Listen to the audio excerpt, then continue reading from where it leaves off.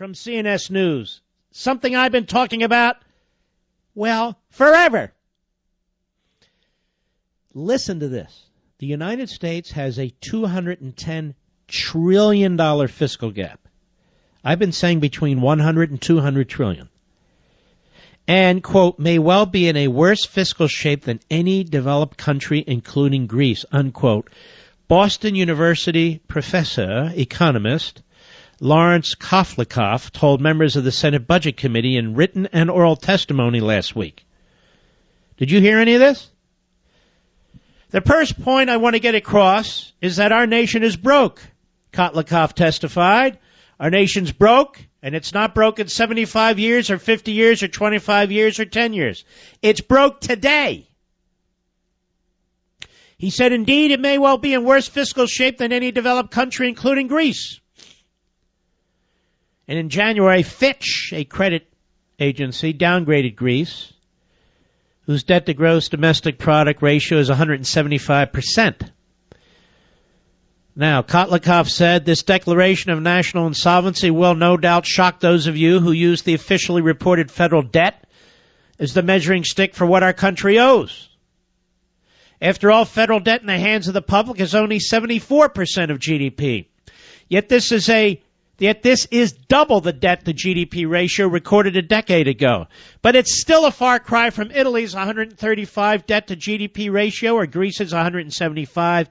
But, he says, using the Congressional Budget Office's July 2014 75-year alternate fiscal scenario projection, economics professor Koflikoff calculated the U.S. fiscal gap, which he defines as the difference between our government's projected fiscal obligations and the present value of all projected future tax and other receipts, is actually much higher. Now, I apologize, I have this horrendous cold. I talk about this in Liberty and Tyranny, and I talk about this in the Liberty Amendments. The real fiscal disaster that's facing us, it's right in our face. It's not the fiscal operating debt per se, which is $18.5 trillion. It's unfunded obligations. I had calculated in Liberty and Tyranny that we were talking about 80 to 100 trillion. In the Liberty Amendments, I said over 100 trillion.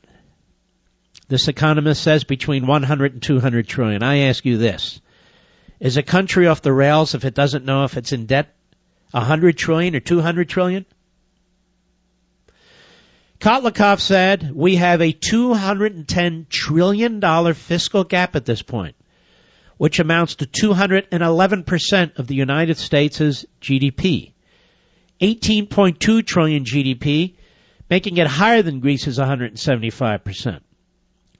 He said the fiscal gap is 16 times larger than official U.S. debt, which indicates precisely how useless official debt is for understanding our nation's true fiscal position. I have been talking about this and writing about this. And one of the reform amendments I proposed in my Article 5 book, the Liberty Amendments, is exactly this, to address this.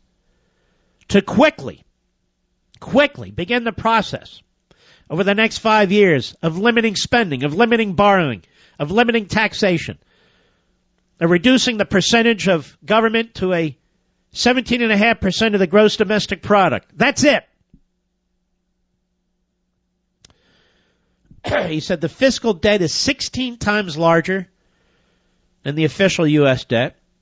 And he's a former senior economist on President Reagan's Council of Economic Advisors. Knew I liked him. Didn't even know that. He said what economics tells us is that we can't choose what to put on the books. All government obligations and all government receipts, no matter what they are called, need to be properly valued in the present, taking into account their likelihood of payment by and to the government. Successive Congresses, whether dominated by Republicans or Democrats, have spent the post-war accumulating massive net fiscal obligations, virtually all of which have been kept off the books.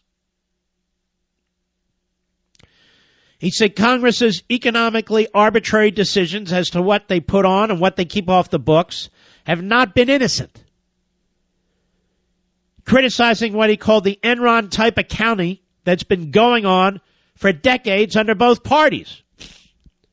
He said a positive fiscal gap means the government is attempting to spend over time more than it can afford. He said, but if the government waits 30 years, it would require a 77% tax increase or nearly a 50% cut in spending by 2045 to eliminate the fiscal gap. This is my greatest fear. This is my greatest fear. This is the destruction of America. No national security, no securing the border, no societal infrastructure of any kind, the collapsing of the civil society.